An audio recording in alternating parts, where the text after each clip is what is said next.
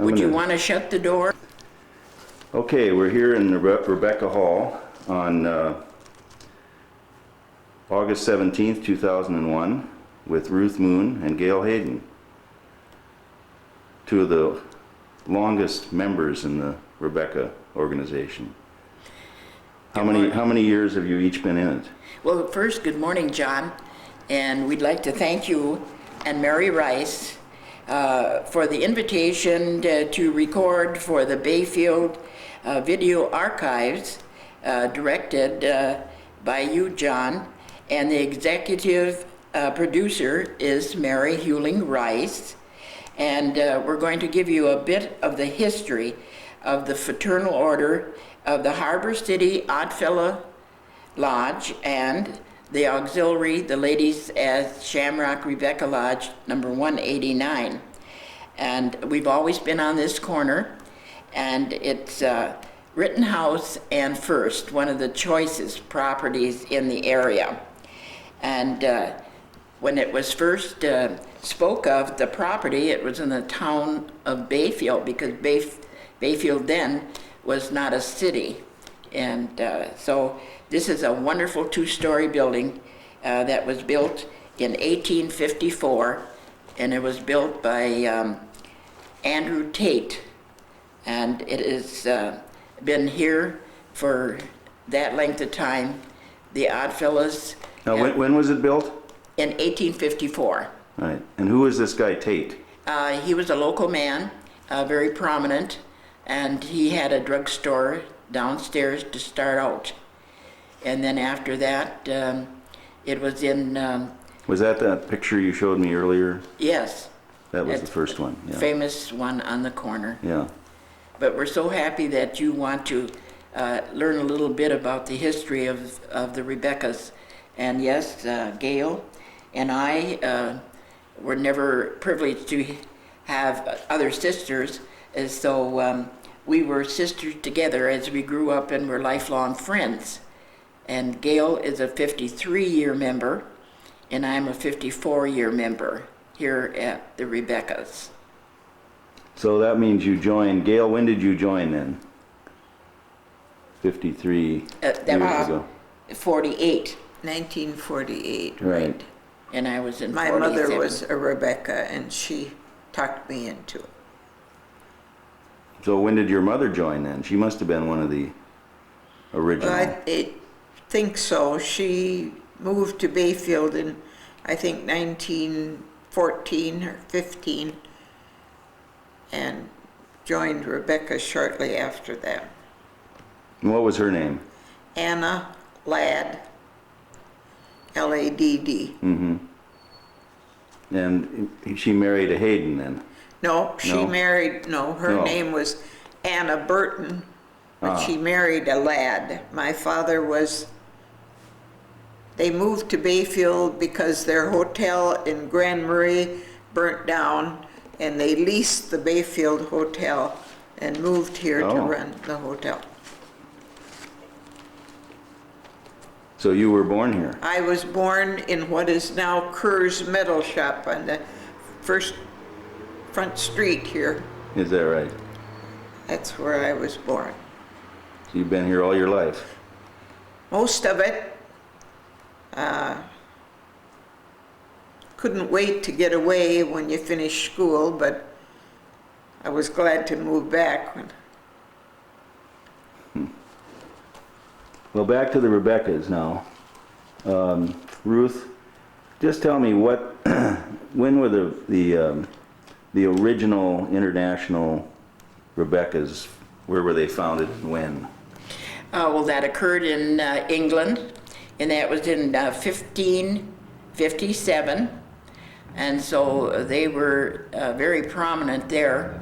And of course, lodges was the entertainment of the day. With us now, with the computers and the television. But years ago, it was always lodges that worked with the community and entertained, and everyone knew that on Tuesday night, nobody went anyplace except the lodges, Oddfellows and the Rebekahs. But the lodge organization came to America in 1817, and it started out in New York, and then it became national, and today it's worldwide. But our Oddfellows started in 1896, and it was upstairs. We have a beautiful upstairs, same setup as it is here.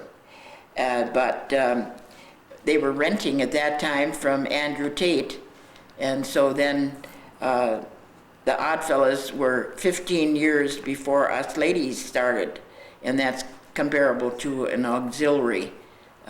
So Oddfellows,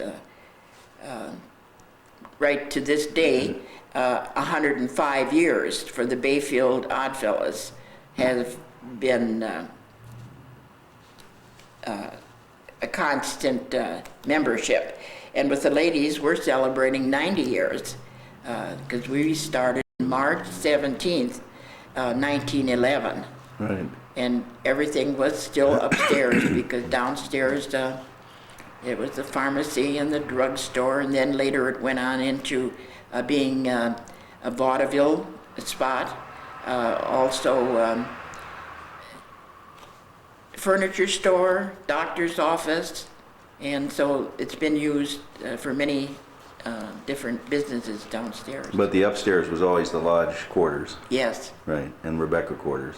And we rented it, or they rented upstairs until 1909, and then the Oddfellows bought the entire building for $5,000. And they had quite a mortgage on it, and many bake sales and rummage sales and fundraisers to pay off $5,000 mortgage. But they've owned it since 1909. And you had quite a celebration this year for the 90th, didn't you? Yes, we did. We were privileged to have a corned beef and cabbage because our lodge started on St. Pat's Day, and that's where the Rebekahs got the shamrock.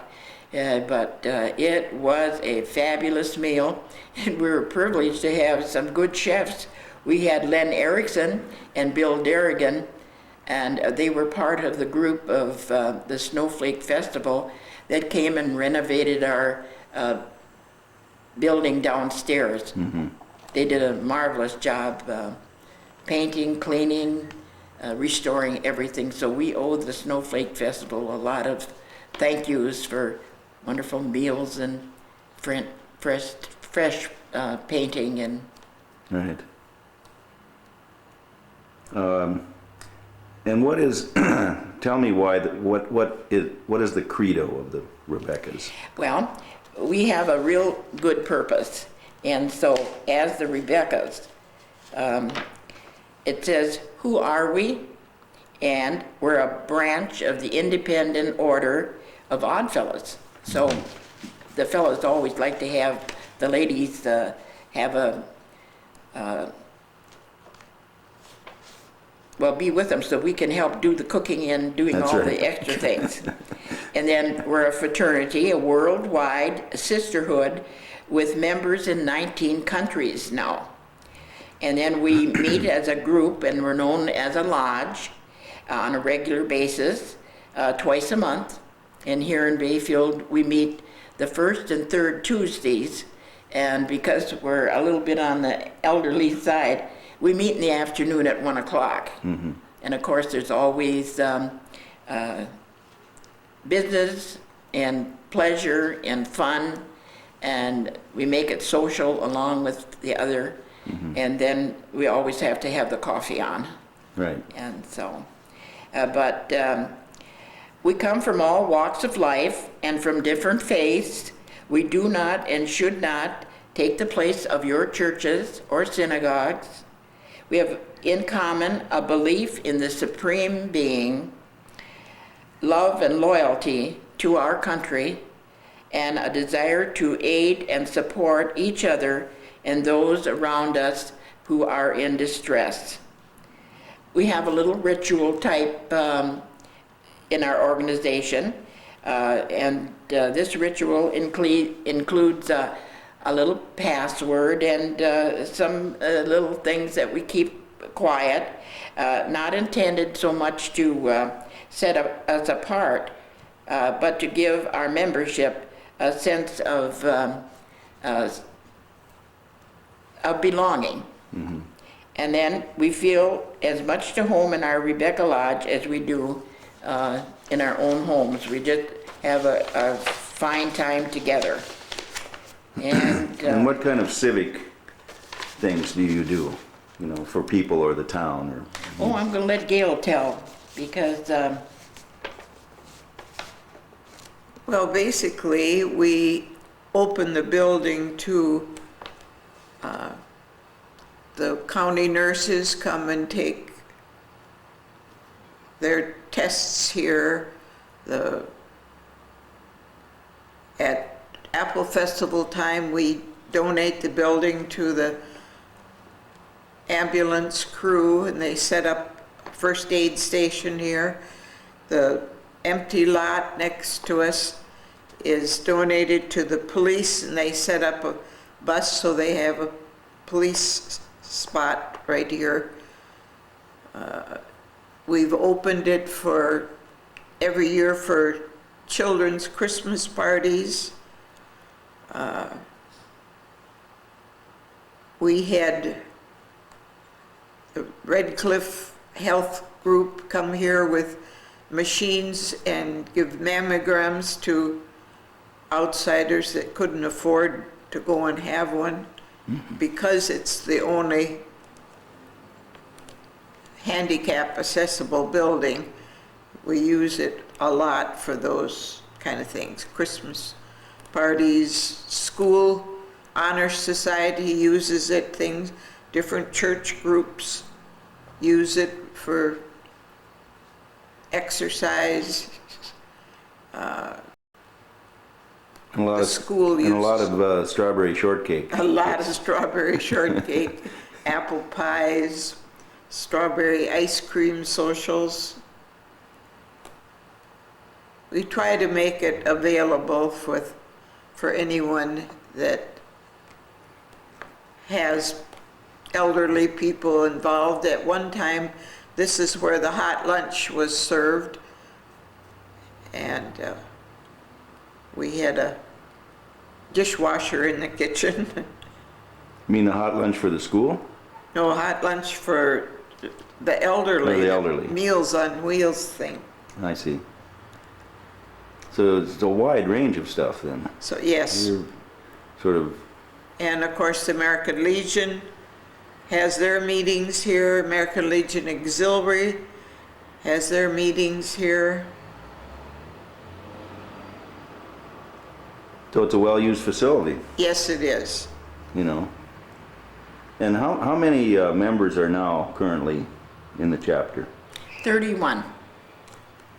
That's quite a few, actually. Have you been getting new members? Very happy on that. Originally, Now, who does the recruitment?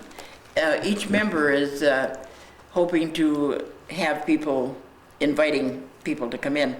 At one time, we had 85 Rebekah's members here. And we were really... And then we were down to 7? Yes. When was that? When you were down to 7? We're in about 92, 93. Yeah. Oh, recently? Yes, yes. Mm-hmm. You two and 5 others? Yes. Right. We had a dear president in our group. The president is called a noble grand, and that's the honor of her station. Mm-hmm. And it was Beatrice Foote. And she was such a sweet lady. And she was a die-hard Rebekah. And I tell you, she worked her heart out. Yes, she did. And so there was B. Foote and Lila Anderson and Helen Hyde, Ruth Weidinger, Ruth Blanchard, and myself. At that time, with the 7 of us that were left, Ruth was the youngest of the 7. At Is that right? 75. Yeah. But it is a fun organization, and we work together to raise money through different projects, and each local lodge and each state has their own special projects that we contribute to. And one thing that everyone would remember these days is the Rose Bowl parade. And the ladies always donate to the state fund, and then the national together, they put in a float each year in it's a junior type parade category. But we've won first place for at least 6 years in a row for the Oddfellow and Rebekah float at the Rose Parade. And so that's some of the, but I would like to tell you that the Rebekahs and Oddfellows in the nation or worldwide, we sponsor and work with the World Eye Bank and Visual Research, and we work with the Arthritis Foundation and other healthcare agencies. We have special youth camps for the children, and we are very active in the Oddfellow Educational Foundation, scholarship programs, youth programs, World Hunger and Disaster Funds, International Youth Exchange, and then many local city projects. We try to back everything here in the community because the community responds so well to the Rebekahs and Oddfellows. What kind of things have you done in the recent past for the community right here in Bayfield? Well, now you got us on the spot, but whenever we're asked to participate, like we gather things for the new Bayfield Historical Museum, we're happy to work with, each year we donate to put up one of the flower baskets on the main street. Anytime there's things to do at the pavilion, we donate there. And so you give a lot of time to things. Yes, volunteering time. I mean, with 31 people, there's not a lot of money in the kitty, is there? No, but I'll tell you, we've got some workers now. Let me tell you that our present Noble Grand is Nancy Moe Isaacson, and she is a great leader, and we do appreciate her so much. Her mother and dad, Carl and Marguerite Moe, were Oddfellows, and so now we find that these young people are retiring and coming back to Bayfield, and we have Margaret Mitchell Motif. Her husband is the Noble Grand for the Oddfellows, Tom Motif, but her parents were George and Jay Mitchell of times back. And then we have the Nelson girls. Their mom, Matilda Nelson, was a charter member in 1911 for the lodge, and there was 5 of their daughters that were Rebekahs, and so that's Matilda Nelson, and then there was Agnes Nelson. She was our bank manager for so many years. Everybody knows Agnes, a wonderful lady, and she was the Rebekah. And then there's Doris and Merle and Harriet Broman, and then there was one more. Gladys. Gladys. But they were all Rebekahs, but it all stemmed from their parents, and then now in the years they have returned to be in the lodge. So you've gotten some younger blood in now to Yes. take the load off you two. Well, they allow Gayle to sell the tickets, and I've gotten to be the lady on the corner that rings the little bell that everybody hears and comes, and so when they hear that bell ringing, they know that the Rebekahs are having a project of the day. And so, Okay, well, what else do you have in your notes there? well, let's see. We find that when you're in a lodge, and of course that was years ago, that you didn't have to be lonely. You could come and be to the lodge and enjoy neighbors and friends, and put something special in your life. And so that's what we really enjoyed doing, is helping others out. If they had a problem, we'd help. And of course, the main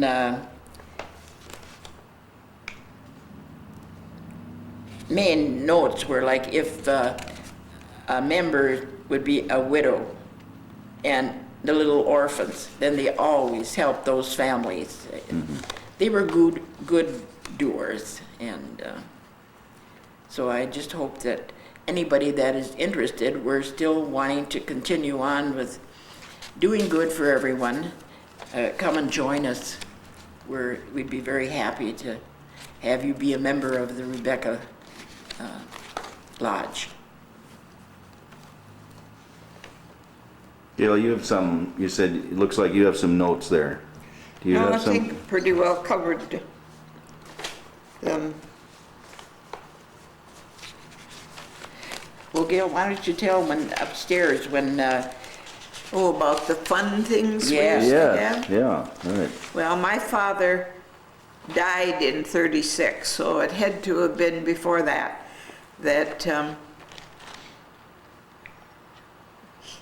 That's where I learned to dance. When I was very little, they had costume parties. They would dress up my mother and dad, go to parties, and I would stand on my father's feet, and that's how I learned to dance. And because I was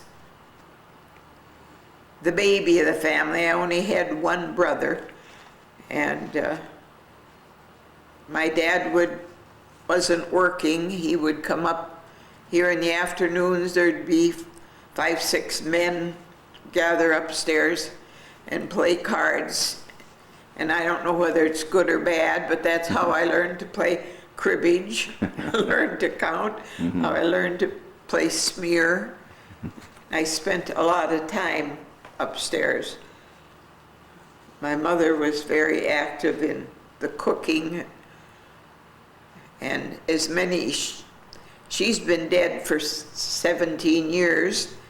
The white satin covers for our podiums my mother made, and it was just a fun place to grow up.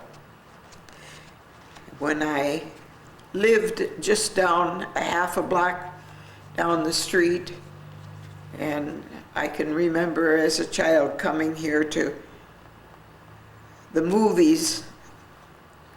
Saw my very first talkie movie right here. Well, you said that also, who played the piano for the silent movies here? Tommy Gordon's father. Tommy Gordon's our county supervisor. Anyway, it was his father that played for all the movies. And that was upstairs? No, that was down That was here? Yep, this was the movie theater. Oh, I see. That's why we have the real high windows, and those copper things there were Oh, yeah. lights that were Right. in the movie theater. And of course it slanted way down, the piano was down at the end. Right. So this would have been in the 20s? Had to have been. Yeah. Yeah, I was born 1920, so I'm sure it was. When do you think the last movie was shown here? it's hard to say, John. Yeah, I really can't say, because the movie theater moved up to what's now the brownstone Right. It must have been still in the 40s, because I remember that when we had the first flood, we were in the movie theater. Still here, huh? And the water came down the main street, and it came down into the building and ran down the aisle. And so they shut the movie off and they said, go home. Yeah. And so Well, I it would was- be in the 40s. Already married and living out of town at that time, so. It would be in Now, Gail, where was this house that you lived in that you said was half a block away? Which house is that? Down this block, what used to be the funeral home, it's that big red building. The bed and breakfast now. That's yes. Yeah, and then the next house, that's not the house, because that house was across the street, and that's where Ruth was born. right. And our house was where they moved the Harry's home over next to the funeral home, but Jerry Merkel was the undertaker at the time, and he bought my mother's house, and then when she moved into an apartment, he tore the house down and used every part of it. He said even the hinges from the doors in his house that he built up on Cemetery Road. Right. So all I know is that I was allowed to go to the movie, but when the movie was out, I'd stand right in the middle of this four-way street here, and take a deep breath, and then run as fast as I could run down to that house right next to what's the rum line now. Right. That used to be a creamery when I lived there. Right. And I'd run down that street as fast as I could go. So I was afraid of the dark. So I couldn't have been very old. Yeah. So that's, well, all of Bayfield has seen a lot of changes. Huh? All of Bayfield has seen many changes. Yeah, many I changes. mean, that block just being one of them. And from that house way down here, I had to walk every morning up to school, came home for lunch, and then back up. That's why at that time I was not heavy. Right. You got your exercise. I got all my exercise, especially when somebody started chasing me with a snake or something down the hill. Well, John, Gail and I are known as sisters. That's the title you get when you join the Rebekahs. You're like a sister Rebekah. And so neither one of us had sisters ourselves, so we became lifelong sisters.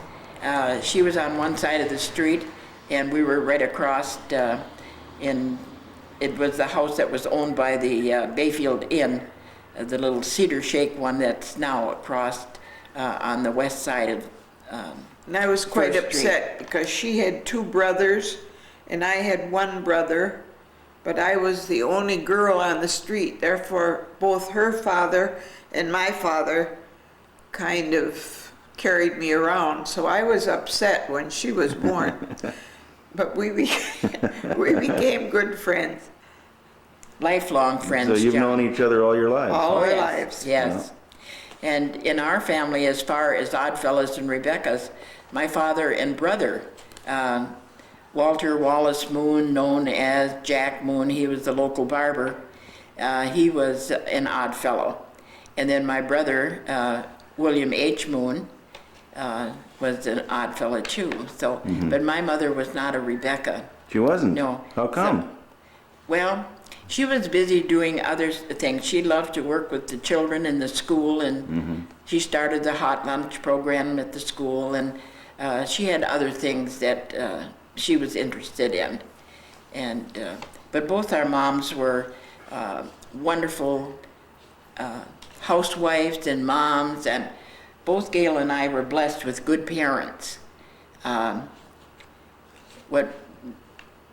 What the lads would do, the Moons would do, and so we were together always. And but here in the lodge, we really enjoyed being. Right. Like I say, my father and mother moved here to run the hotel, but then because logging was a big thing, had a logging camp, and until I started kindergarten, we spent all our winters out in the logging camp. Now, where was that logging camp? It was out, what is that? North of the reservation? North of the reservation, out, well, on the plat book, it still says Lad Field for where he had a big barn and kept his horses and wagon there and sled, and we would drive from Bayfield out there. Mm-hmm. And in 1937, National Geographic was here, and they took a picture of several people in Bayfield, and my father sitting on a pile of logs with his snowshoes in his hand was in the National Geographic the year after he died. Is that right? It came out. And what was his name again? Charles Ladd. Okay. John, Gayle and our families, our families, we were the middle class people. We just had a lot to back up all the other goings on in the community, but we weren't the original founders, and we weren't in We weren't the the upper wealthy. class. No, but we made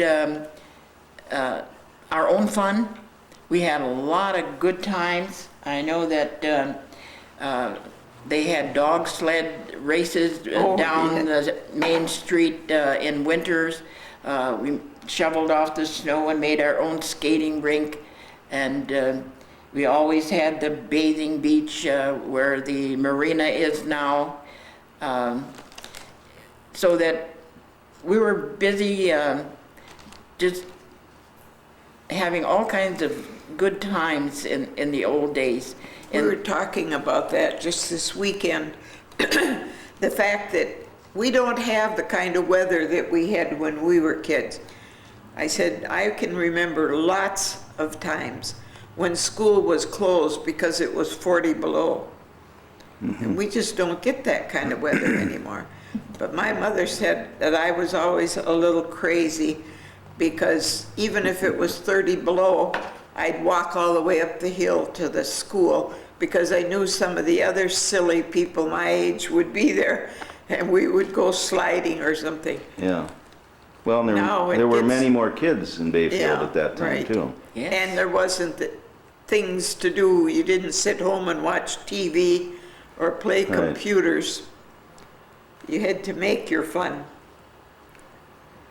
And I think you're better off for that too, John. Of course, that's just an old lady's view, but my, you wouldn't call anybody up because there weren't many phones. I know that our telephone number was 6-3 at one time, so that shows that it's not too many, but you just go outside and everybody gathered. And who was the telephone operator at that time? oh my, Helen Cease.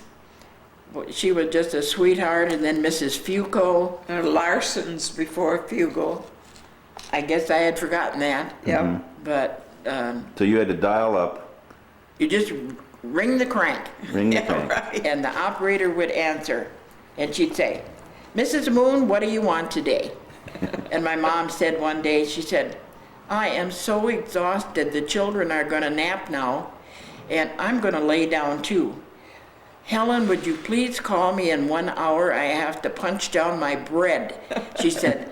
And so sure enough, 1 hour, Helen rang her up. My mother got up and did what she had to do with the homemade bread. And Right. but that's the service that you got last time. Or if you wanted to find somebody, you'd call up Helen and she'd say, "I'll find them for you." And she'd ring a few spots, and whoever you were looking for, they were the heart of the city.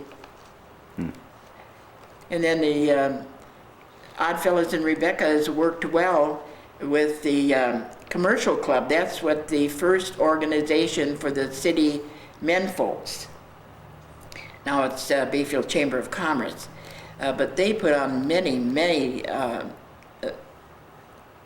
fundraisers and activities, and I know the Oddfellows worked with the pageant grounds when they had their theatrical doings there.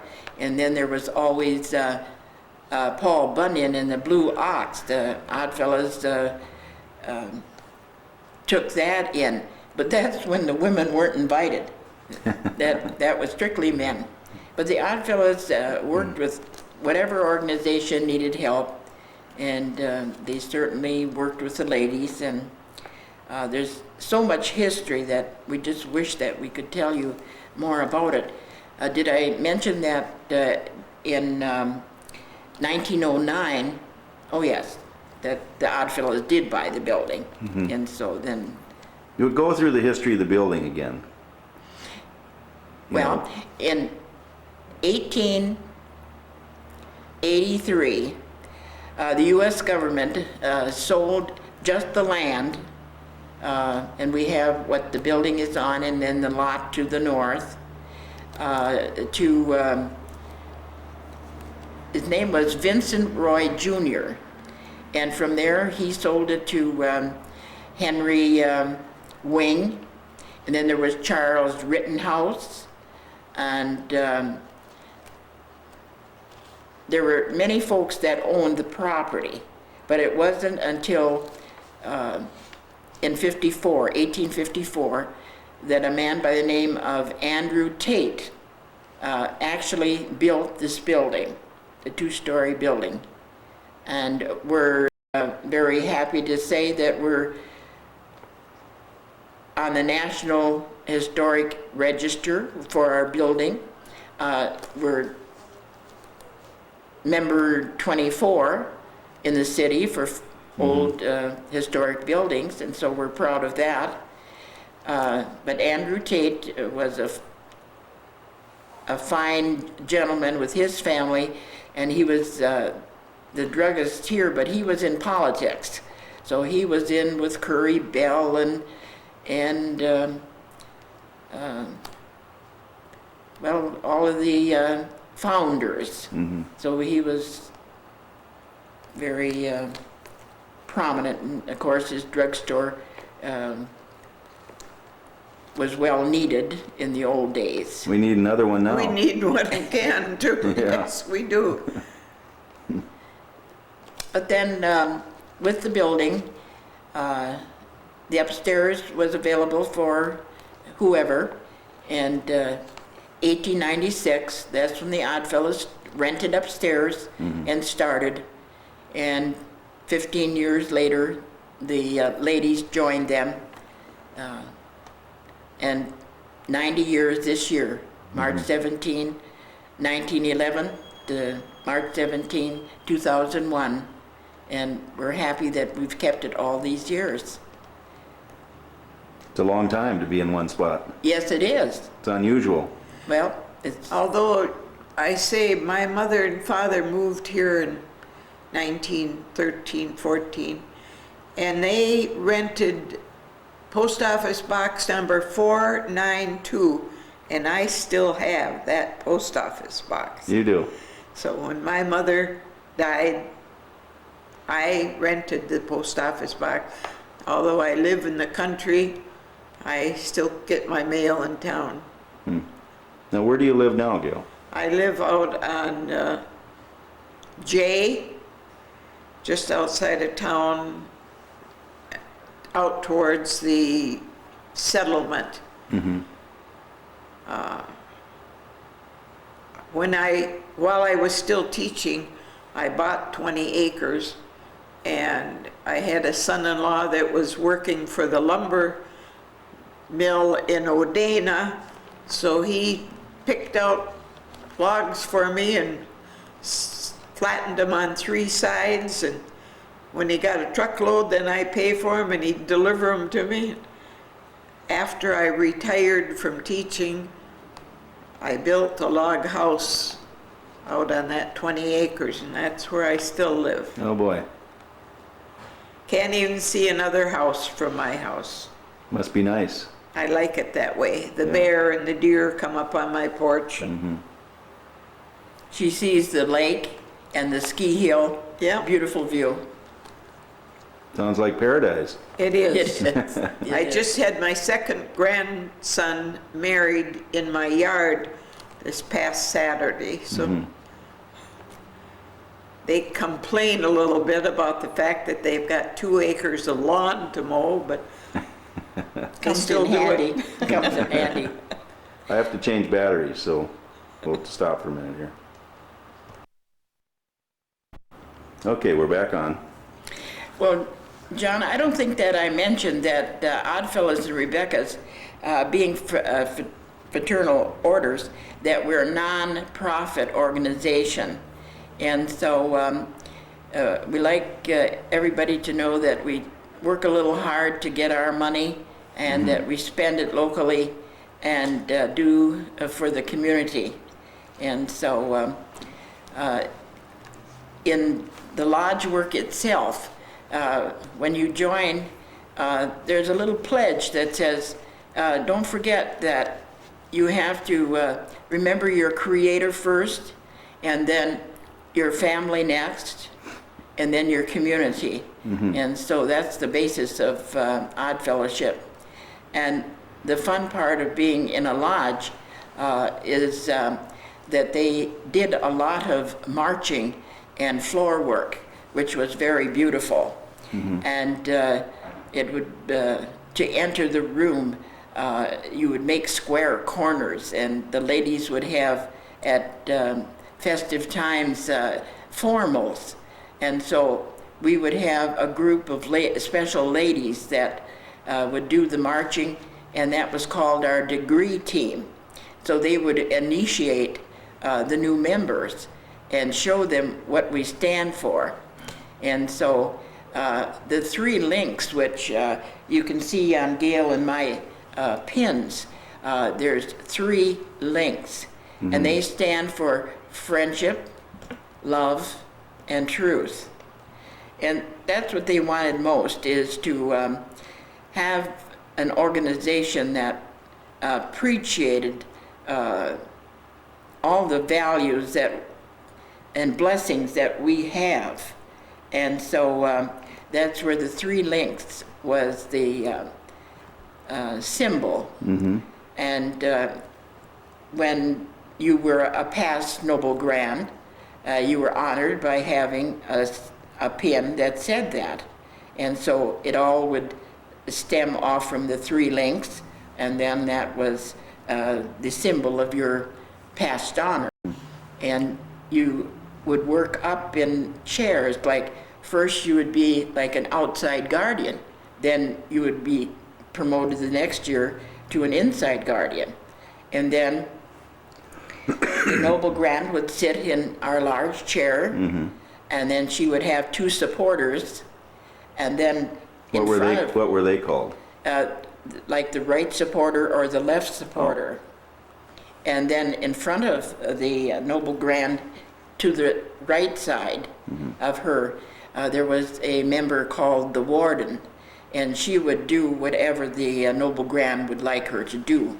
If she would distribute books or take up the collection or that. But she was the authority of the Noble Grand, and she would do her bidding. Kind of a sergeant at arms. That's right. And there were passwords which are changed every year, and the warden has to take the password from all the members. So that if you weren't a member, then we would know that because you didn't have the password. That's right. Well, have you had anybody trying to enter the meetings without being... Never. We'd even give them the password so they could come. And like Gayle's chair would be over just a little bit, and she would be the conductress. She would help the warden, and each lady would stay on her own side. And nobody ever walked across in front of the Noble Grand. That was the honor that she was given. So if you were on the right side or the left side, you'd have to walk to the center of the floor and cross over, because you always wanted to honor the lady that was Right. in charge. Who sat up in that chair back Yes, behind you there? that's right. Yeah. And our present Noble Grand is Nancy Moe Isaacson, like I said. And so she... And are you both past Noble Grands? Oh, yes, that's what we sport our Yeah, little pin. yeah. Yeah, this... Yes, I think we've gone through all the chairs. We're both, there's a district meeting once a year or two, and that includes Iron River, Ashland, Bayfield. Used to include 2 lodges in Superior, but they have disbanded. And we're both past presidents of the district, and you can work your way up into state offices if you want. We had one member of our lodge, Mame Walquist, who was State of Wisconsin Assembly President. Do you remember what year she was president? In 1961. 61. Okay, and then she has other officers, people to do what she wants to do when she's in state office. And I was, at that year, 61, was appointed the president's personal page. And state officers all have to wear formals. It's very, Oh, boy. very showy, and everything in Rebekah Lodge is based on the Bible.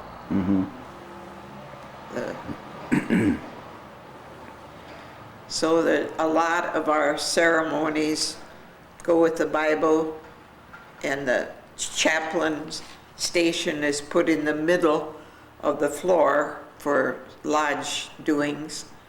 But even just regular meetings, years ago, we used to wear formals a lot of time, and a lot of, and they have secret work, which they call, and it's a little book full of secret work. And at that time, back in those days, it was required that you could repeat letter perfect the secret work in order to be district deputy president. And I think I was the last one, and I held the office for 3 years, being district deputy president. Yeah. Well, a state officer would come to visit, and anyone that had memorized all this secret work could give it to them, but if you missed one word, you didn't get your certificate of perfection. And like I said, in those days, it was required in order to be district deputy president. But they finally had to drop that, because you have to be a past Noble Grand to be district deputy president. But there were not enough people that were willing to memorize that much. I still don't believe that I did it, but I did. Yeah. Very well she did. Very well. Now, did you hold state office too? No, only as state personal page. Personal page. What were your Yeah. duties for that? That's state office, yeah. But it was an appointed office. The president of the Assembly of Wisconsin appointed me as, and of course, district deputy president is really considered a state office too, because you are the one that brings the president of the state's messages to the individual lodges.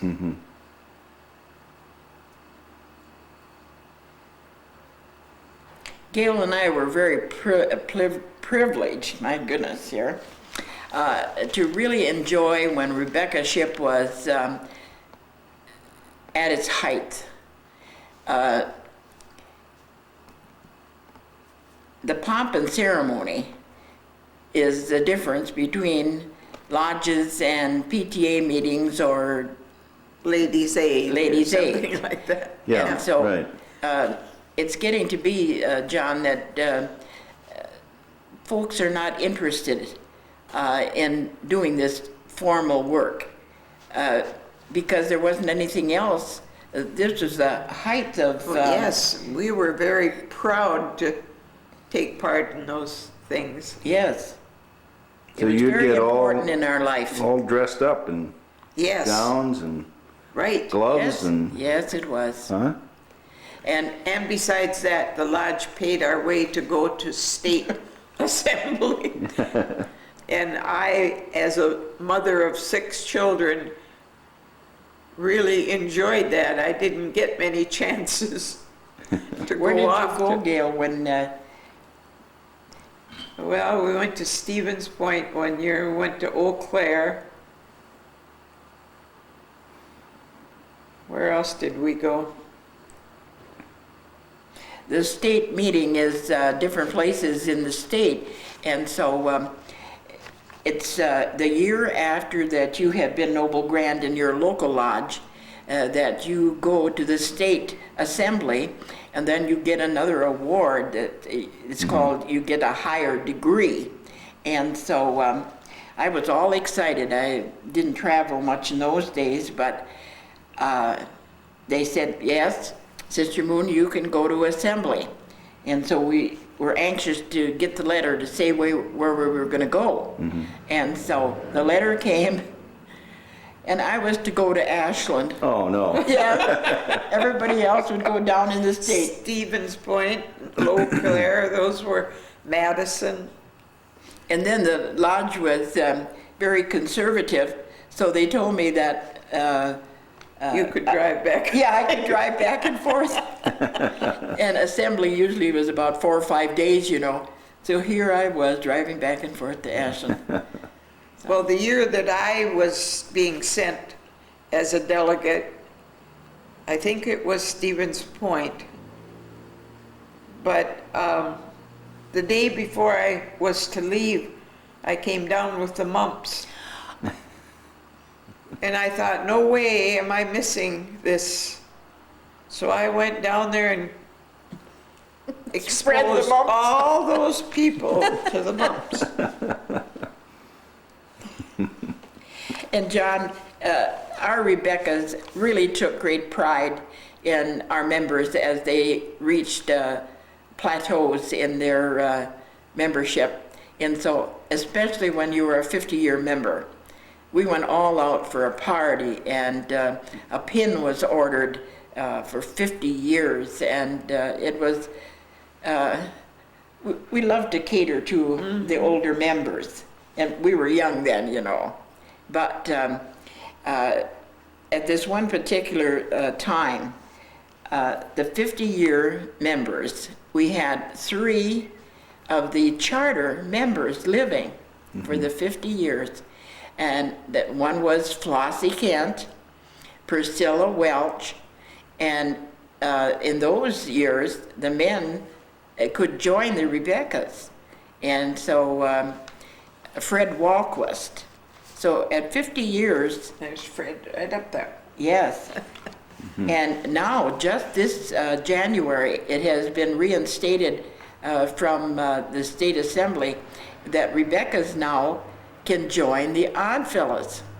But it's always been that the Oddfellows could be a Rebekah. So that's a modern change. But I think we've had enough of it, so I don't think we want to be Oddfellows. We're odd enough. We're odd enough, you're right. But some of our special members that got their 50-year pins were, and that was in 1961, Ruth Beck, Amanda Wazorek, Oh, yeah. and Ella Nelson. That would be Omer Nelson's mother that has the electric business in Ashland, and Jenny Olson, and Anna Ladd. Yeah. And so, and then later on, for a 60-year member was Hattie Sense. They were, Police officer. yes, he was a policeman, but Hattie Sense got a 60-year pin, And that was really, we put on the best potluck supper or a big beer, and always lots of cake and ice cream and apple pies with ice cream. And we always put on a November 11th our supper for the public here every year. oh yes, there's been a lot of wonderful workers and a lot of food coming and going Yeah. from this lodge. That's why we look like this after 50 years. And the height of our season, there's been a lot of wonderful workers and a lot of food coming and going Yeah. from this lodge. That's why we look like this after 50 years. And the height of our season, we had 85 members in our lodge, and like now we have the 31. But the very first Noble Grand President was our dear Flossie Kent. And so in 1911, Flossie was the first president. And then after you graduated from being a Noble Grand, there was a special little club, and that was called the Past Noble Grands Club. And gosh, we had about 30-some ladies in that. And the very first one was Priscilla Welch. And that was back in 1942. They started that little club. And that was primarily a social club. Yeah, that was social. Yeah. But you were penalized. Get together for coffee and strawberry shortcake. I'll tell you, those Scandinavian cooks were really great, John. I don't know how to boil water, so I never was in on any of that cooking business. But if you went to that lodge meeting and you didn't have your past Noble, your Noble Grand's pin on, they charged you a nickel. And man, that was big money back in those days. So we always had Now, to have our pins. Ruth, when were you Noble Grand? I was in 1955, Okay. and And how long was your term? it's for 1 year. Oh, okay. Yes, every chair member or any officer is a supposed to 1 be year. for a 1 year. 1 year. Right. But it reached a lot different than that when the number of members got down so low. Yes, See, yes. what year was I Noble Grand? 54? Yes, you were a year ahead. ahead of you. I joined earlier, but she got the honors first. But then I got elected secretary, and then they couldn't get anyone to take my place. What was I, secretary for 6 years? 6 years, yes. Yeah. and Well, I- were you each Noble Grand just once then? Oh, no, if they're stuck, then another... you can come back. Then you can come back. So how many times were you Noble Grand I then? was 5 times. And how about you, Gayle? I was only once, I think. We were too happy to have her for secretary, because that's the hardest job. It is, you're Yeah. right. Yeah, that's the hardest job. And, Well, what else have you got in your notes there? well, let's see.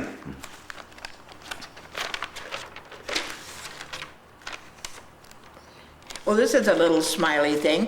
One of the first early members was Emily Rubin, and they were in the town of Bayfield, and we had many of the ladies from the rural routes that loved to be in the lodge.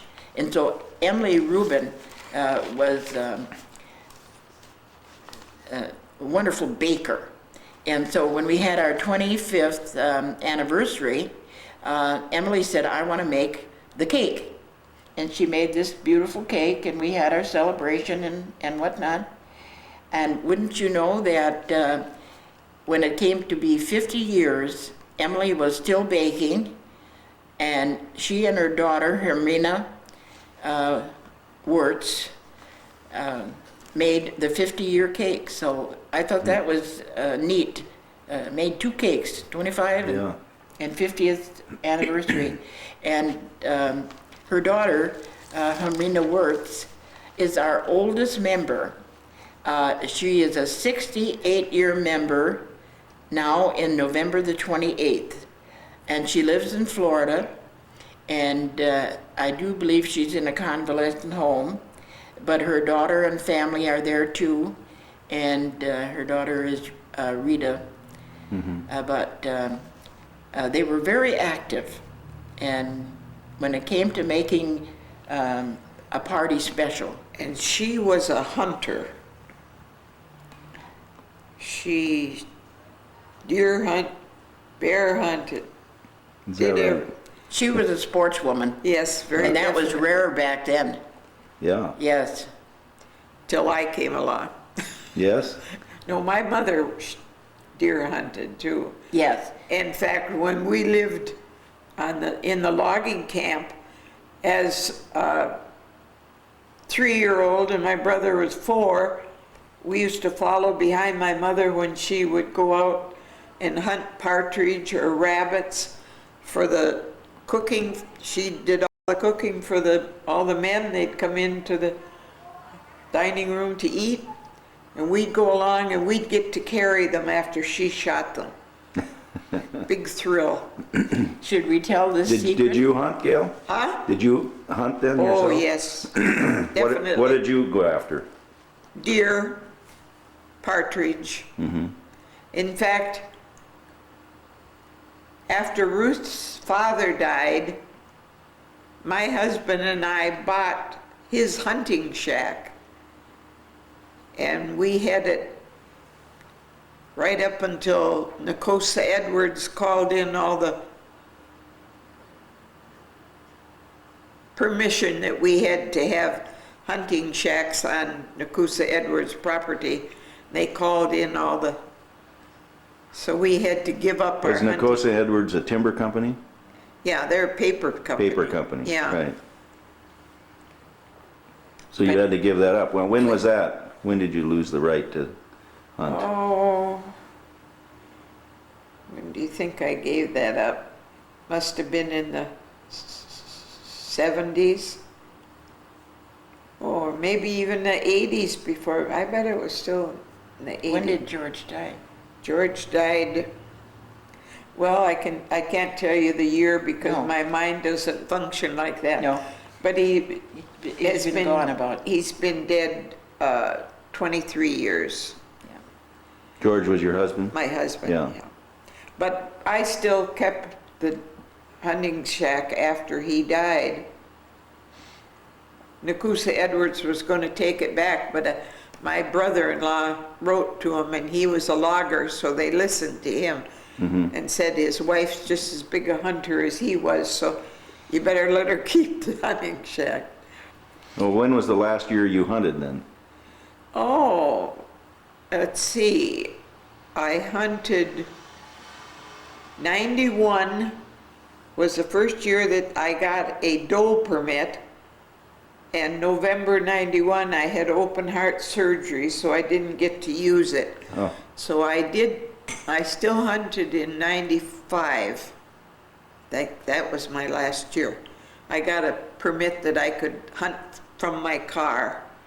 So and how old were you then? In 95? well, I was born in 1920. Now you figure it out. 75 years old you were when you were still hunting. I was still hunting. Yeah, that's But great. the hunting camp was at Sand River, and Yeah. that was choice hunting Oh, property. it was. So she bagged her deer every year, John. Is that right? Yes. Do you ever miss a year? Aside from that, when you had heart surgery? Except the year that I had open heart surgery. I'll have to In tell fact, you. I had somebody at the DNR that asked me last year why I wasn't getting a hunting license. I said, my eyes are getting too bad. I said I would never hunt with a peep sight, but I did that year. Well, getting back to the Rebekahs, like we mentioned that Hermina Wirtz is our oldest member at 68 years, and myself at 54 years, and Gayle at 53 years, And also a 54-year member is Gladys Winton, and her husband was, did you say Coast Guard? Well, I thought he was Coast Guard, but he might have been DNR, but they were just lived here short time. But Gladys Winton lives now in Eau Claire, and she's a 54-year member. And then Helen Hyde and Sister Ruth Wettinger are both 46-year members. Edith Crone is a 36-year member.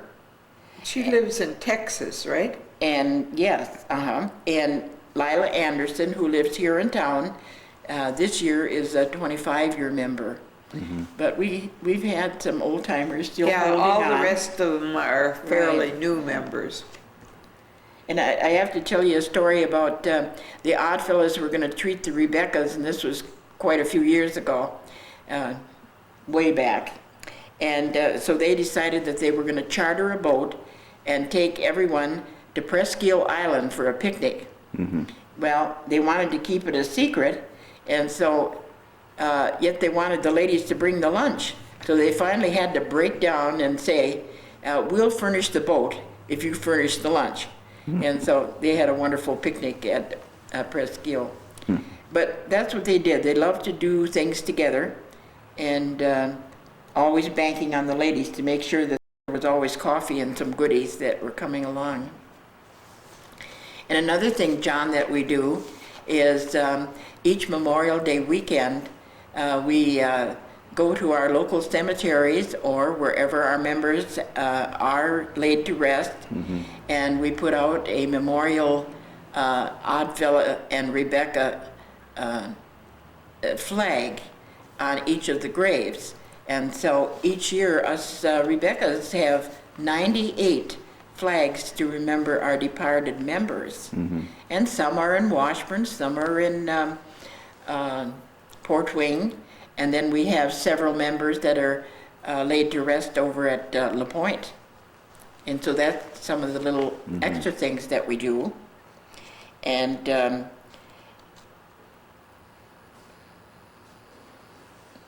did we visit yet on how the Snowflake Festival came and renovated our building for us? No. Well, our dear member, Bernice Foote, she just was trying to keep our lodge as fresh and That's when there was only Clean. like 8 of us. yes, at that time. that we were down low membership, and we just couldn't do like we did before. And so the Snowflake Festival, which is a wonderful organization in this area, they said, we're going to give the Rebekahs a helping hand. And so their chairman, Len Erickson, and Bill Derrigan, and I had a call in, and they didn't call back on the balance of the committee. But there was a lovely young lady that was in cleaning of pictures, and so this committee, and I would say that there was about 7 or 8 people, they came into our building and they just freshened up the walls. They did the painting, the shamrock decorations. They just worked 2 to 3 months, and they gave all of their time, and the lodge paid for their materials, and then we had many local patrons that donated paint and other things, but they freshened up our lodge. It was just unbelievable. Now, when was this? What year? This was in, I have to take a look, 1996. We were in pretty rough shape for being bright and cheery. And so they came and they just did this renovation for us. Then we had an open house and invited Iron River and Ashland to come and see our newly painted hall, put on a dinner. Yes, Bernice Foote was really, Yes, really she was. so proud to, But I think we should also mention that when we were that low in membership, if it wasn't for Mary Rice donating money to us, every year, we wouldn't have been able to keep the hall. We owe a lot Because to we her. couldn't afford the heating and the water, and we just didn't have that kind of money, and we were all too old to do too much to earn that money. But she just sent us a check every year. And we really appreciated her, and we're very happy to say, John, that Mary Rice is now a member of our organization. And so she and many, many others have given so much to our lodge to keep us going. And Well, then you also had the kitchen redone and Right. new roof put on, and Yeah, and that was Ed that paid for all of the new roof. Ed Erickson. Ed Erickson, right. And we had a member of the Bayfield that donated stocks to us. He was not a Rebekah, his mother had been one. But with that money, helped to take care of the kitchen renovation. And that in itself was very, very extensive. First, our Ed Erickson was a Rebekah, and so as being a Rebekah, he was always there to help. And so he brought his carpenter, and they went down underneath the kitchen basement, and they jacked it up and made it very sturdy. And then the inside, we certainly have to give credit to Noble Grand Nancy Isaacson and husband, Tom Motif, and his wife, our Rebekah sister, Margie Mitchell Motif. And so he brought his crew up here, didn't he, to help plaster the kitchen from all the way from Green Bay up here. that they went right back to the walls, put in the insulation, had it all rewired, heavy duty, and then later on, the roof would constantly leak because it was a flat roof, and so once again, Brother Rebekah, Ed Erickson, saw to it that we had a fine new roof, but just so many people, and we don't want to miss anybody, No. and of course we're going to. Yeah, of course. But so many helping hands, and city people, I mean, non-members, they just love to come down, and they work so much to keep us going. It was well, it's a two-way street. You've done a lot for people in the community, and then they turn around and do things for you. well, we are honored to be Well- in Bayfield. I tell you, Yeah. this is one beautiful community.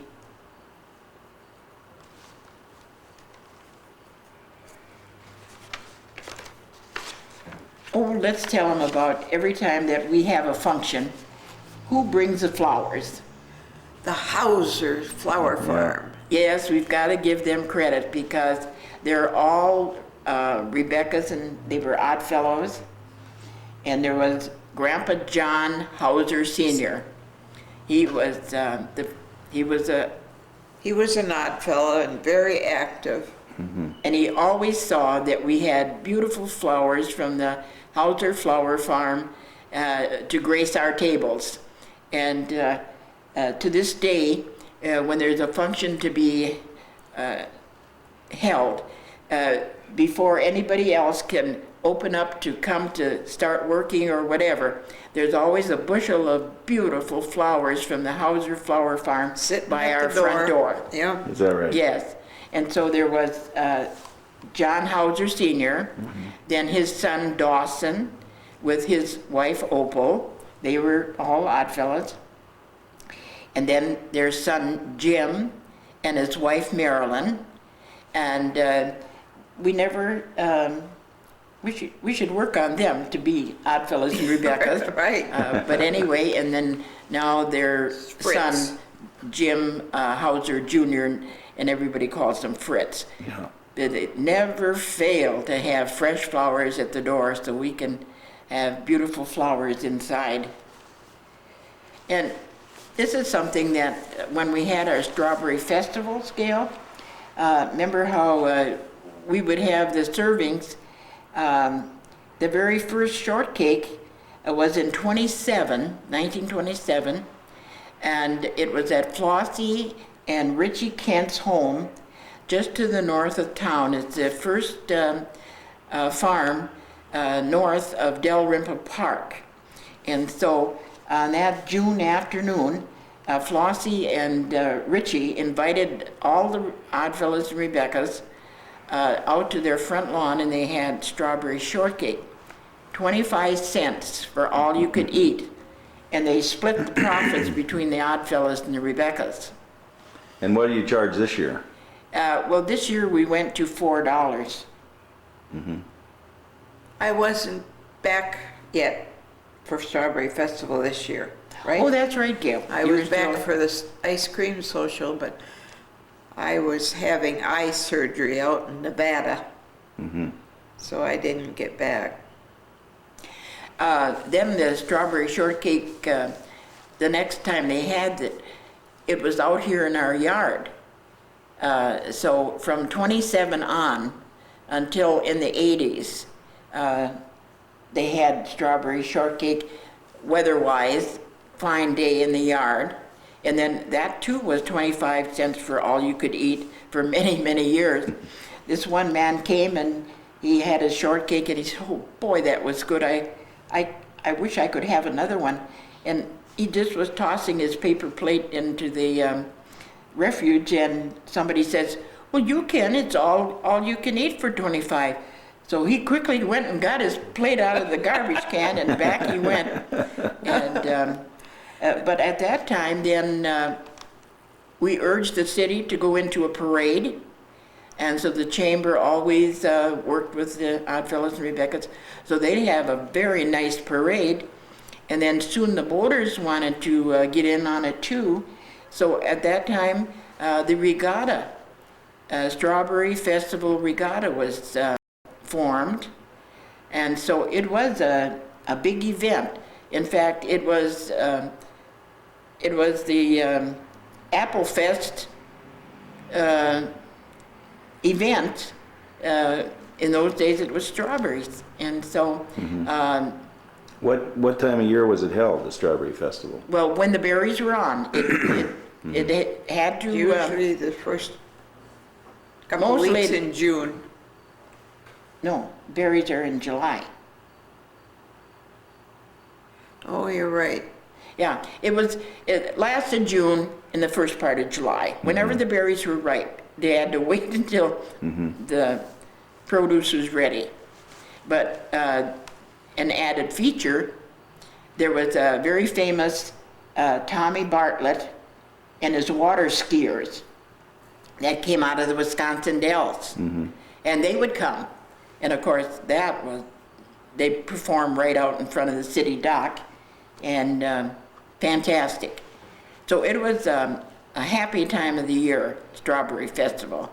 And Oddfellows and Rebekah certainly can stand forward as sponsoring that. That was Then we had enjoyable. another quite successful money raiser when this young man suggested, because his wife joined the Rebekahs, he suggested that he would furnish all the turkeys and put on a fried turkey dinner. And everybody was, at that time, what is fried turkey? But Keith Ide donated all the turkeys and the deep fryer, which they set up out in the yard next door, and we had a very successful fried turkey dinner. And now we still have it every year, but now we buy the turkeys. But it became very popular. Now I see different places where you can buy the fried turkey fryers I had never heard of frying a turkey before. Right. That was our sister Rebekah, Melissa Ide, and her husband Keith Ide. So we Yeah, and certainly appreciate. She's the art teacher in Bayfield High School, so. And then on our March 17th, 90th birthday, once again, the Snowflake Festival wanted us to have a special anniversary. So once again, the cooks Len Erickson and Bill Derrigan came, and this time we had corn, beef, and cabbage. And it was delicious, right And on I our missed own that. day. And then later on, we had the privilege of honoring the life of our Oddfellow Dick Tibbetts, and his wife Mary Tibbetts is our secretary, Rebekah.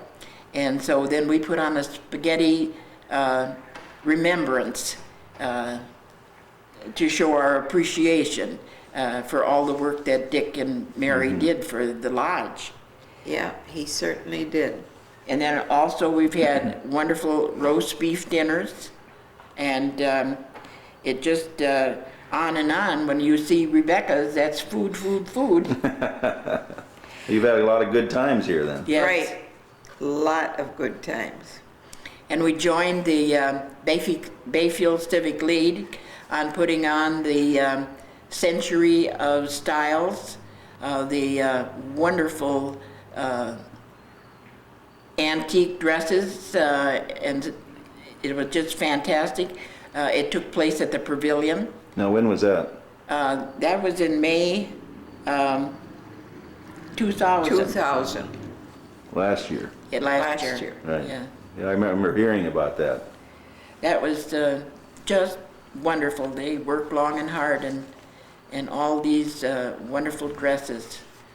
And I even had my mother's dress there, and that would have been in the about 1918. And John, the styles are coming back now. So, That's right. That's what I'm afraid of. well, that's all right. But we've really enjoyed this building, and we've welcomed anybody that wishes to come. It's available here. And it's always been on, please give a donation if you can. And if you can't, well then that's what the building is here. We still invite the city, use the building. And we have a fantastic renovation committee working, and they're hoping through their work to get grants to remodel our downstairs, and later on the future upstairs to have a use for the entire building. Right. And so we have to give a lot of credit to this renovation committee. They tell us that the main part of this building has the original wiring in it. It's a miracle that it hasn't burnt down. Yeah, that's dangerous. Well, is the upstairs not used much then anymore? No. At the present time, the wiring no. is disconnected. And they disconnected Oh. the upstairs Yeah. for I see. safety. Right. But to put our little strawberry shortcake together, and I see that you're noting the time, we don't want to ramble on here if you No, don't no, have, we're fine. but the Rebeccas have always gone on the homemade shortcake, fresh Bayfield strawberries, and real whipped cream. That goes over the nation. There's people from all over that come back and they say, that's the only thing that we want to do. We've got to go to Bayfield for strawberries. That has been wonderful. I sell tickets all the time, and every year we have somebody saying, oh, this is my 4th or 5th year. Wouldn't miss it for the world. Always come up here for strawberry shortcake. Nothing out of a box. Yep. No. And then we're privileged to have Beverly Taverge, Sister Rebekah from Iron River Lodge number 192, that she volunteers to come over to play the piano every time And I tell you, she's got the old-time music, and then she gets everybody to sing. And so they're eating shortcake, and they're having such a good time, and they're reminiscing, and they're... In fact, we have a couple that say, we'll be back for seconds later on this afternoon. Right. Is the music still going to be here? Yeah. Well, John, I don't know if you want to know this. You mentioned you'd like to videotape different spots Yeah, in the just- Lodge Hall, but I would like to say that Beverly plays this good music, and it's about 6 hours, you know. She plays it on this lovely piano, which was a gift of Florence Scovel. And Right. there was a true Bayfield theatrical lady. And her wish is, as long as the lodge is going, As long as we keep our charter. yeah, as long as we keep our charter, piano is the gift to the lodge, but when we are no longer in organization, she wishes this piano to be given to Mary Rice. And Right. I'd like you to have this on, this Yeah. is official, Right, so okay. it's recorded. Now we know. Now we know. Well, John, I think that we're kind of winding down on Yeah. some of these things. I just know would- it must be because I'm getting very hungry. This is one time the Rebekahs aren't going to Talking about all feed this you. strawberry shortcake, I'm, Yeah, right. I'm getting hungry. Fried turkey. Yeah, that's right. Well, Well, I'm almost out of this battery again too, so I think we ought to get shots of some of these things that are around on the walls, and you can tell me about them as I'm shooting them. okay. Okay. Very quickly, John, I just want to say that always our mayors give us a proclamation on our birthdays. Right. And so we're appreciative of that. And that we do have a very quick little creed that we go by. Do you want to get that Yeah, now? read that off. It's, I am a Rebekah. I believe in the fatherhood of God, the brotherhood of man, and the sisterhood of woman. I believe in the watchwords of our order: friendship, love, and truth. Friendship is like a golden chain that ties our hearts together. Love is one of the most precious gifts. The more you give, the more you receive. And truth is the standard by which we live. It is the foundation of our society.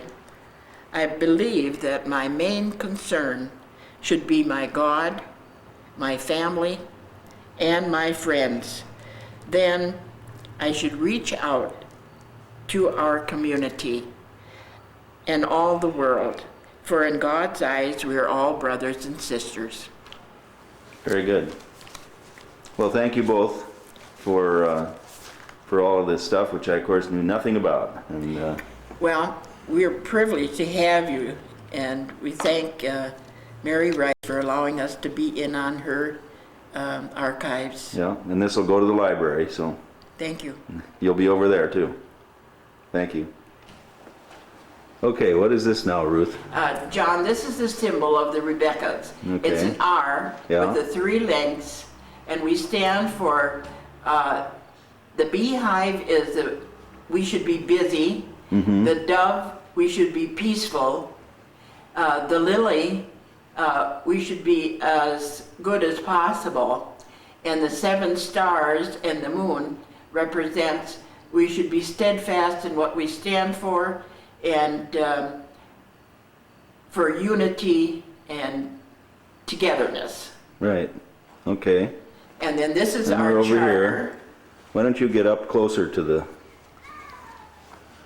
Let me get it in focus here. This is our charter. This is saying that we, through the state of Wisconsin, started our Rebekah Lodge March 17th, 1911. So as long as we are in good standing, we will keep this charter. And then if we ever find that we have too few members and cannot operate, then we would return this charter back to the state. Right. Okay, and then following down here, This is a recognition from the state of Wisconsin. We initiated more new members than any other Rebekah Lodge in the state at one time, and what year was that? 1996. Okay. And right above that is the movie theater lights. Yes, it is. That is really an antique. Yeah. And then this is a little section that we have for the Rebekahs. Okay. We always participated in parades, and so these are some of the parades that we had, floats during the Strawberry Festival times. And the ladies on the bottom, What year do you think that one? I really don't know, John. Yeah. It's I would say 40s and 50s. Yeah. You're not on any of this No, floats. no. How about, what's this group down here? These are what is known as a degree team, and the one to your left is when our dear sister Mame Walquist had the ladies go to the state when she was president, and so that's the group of staff that she took with her, Mame Walquist and her staff, Right. in 1961. And how about here with the formals? Yes, now that's the way that we would dress when we had our pomp and ceremony here. And this was our Shamrock Rebekah Lodge number 189 degree team. So if you were going to join and be a member of our lodge, all of these ladies would put you through the ropes. I see. Okay, then how about up here? Yes, and those are also ladies of the degree team and special groups.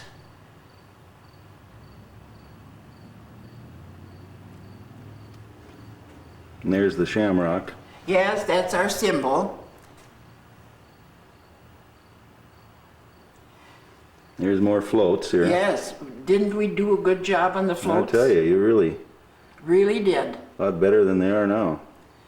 Well, they took time, and Yeah, we had more time then, John.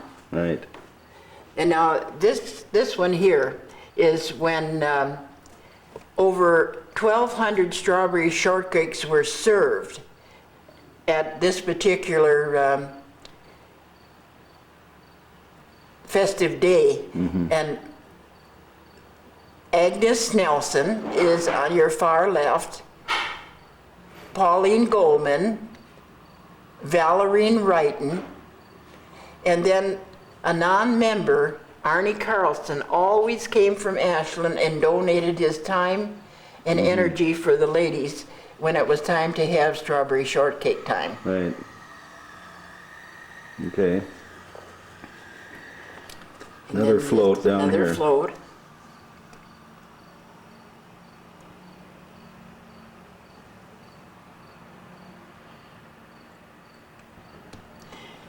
Not recording it here.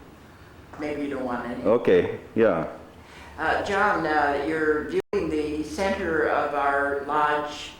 The tall chair is the location of our noble grand. She conducts her entire meeting from behind this podium. Right.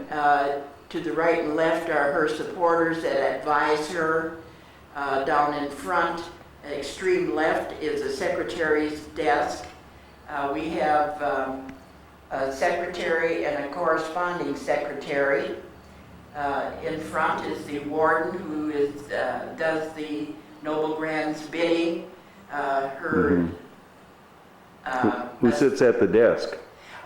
I should say that our noble grand is Nancy Mo Isaacson. Our secretary is Mary Tibbetts, and she does all the recording, and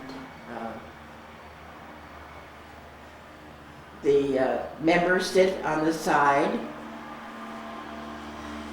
Now, normally, do you have chairs out front here in the, Not in the center. The center is all for the marching and I see. coming and goings of the lodge. You're viewing the beautiful piano of Florence Scoville, Yeah. a gift to the lodge, Yeah, beautiful yeah. piano. Sorry to say we don't have anyone that plays, and that makes a lot of difference to a meeting. Now, let's go up to that shot, that picture above the piano.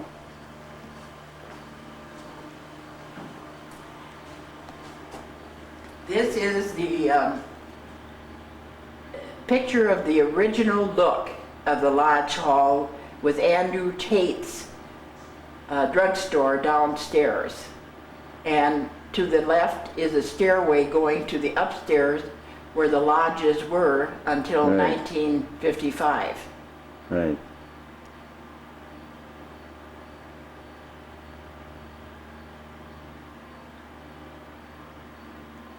So when was that picture date from, would you think? Well, it'd have to be 1800, Yeah. the latter part of 1800. Let's see if I can get this Oddfellows flag in here. That's a symbol of the Oddfellows, and it's the all-seeing eye. See what needs to be done and do it.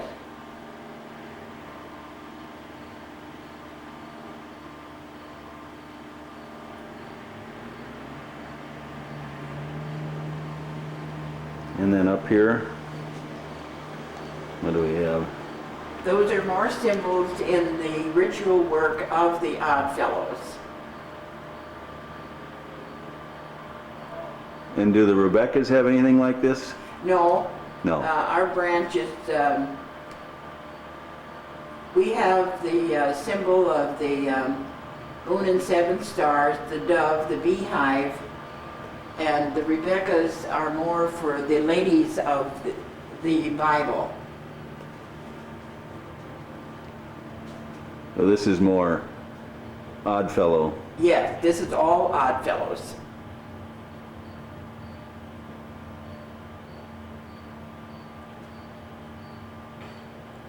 And the motto for us this year is together we can achieve anything. Together meaning the Oddfellows and the Rebekahs? Yes. Uh-huh. Which is right there.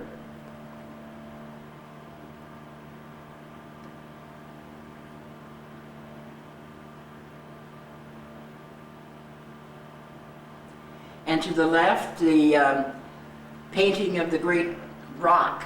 Yeah, what is that? That's Wow. an Oddfellow symbol that be firm in what you believe and be steady as the rock.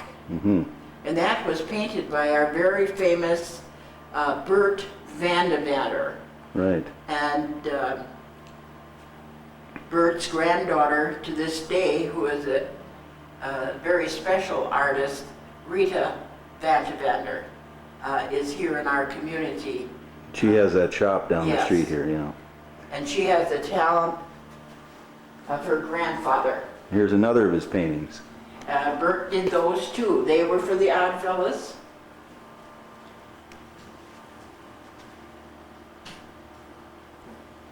Now, where would this have been, do you think? I am not sure, with the just- mountains in the background. Out of his imagination, maybe, huh? Yes, I think it was like Mhm. peace and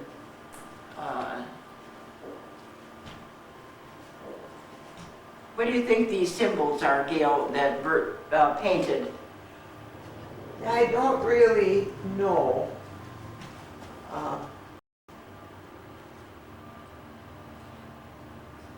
Just the fact that the great outdoors.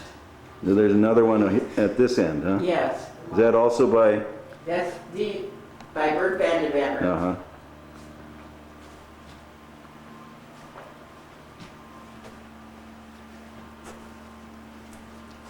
And this station below the painting is where the vice president sits, vice grand. which happens to be my station. Uh-huh.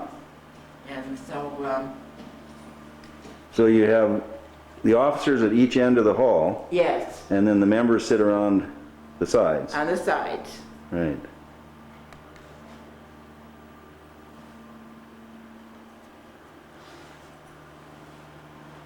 Well, I think we now have gotten that.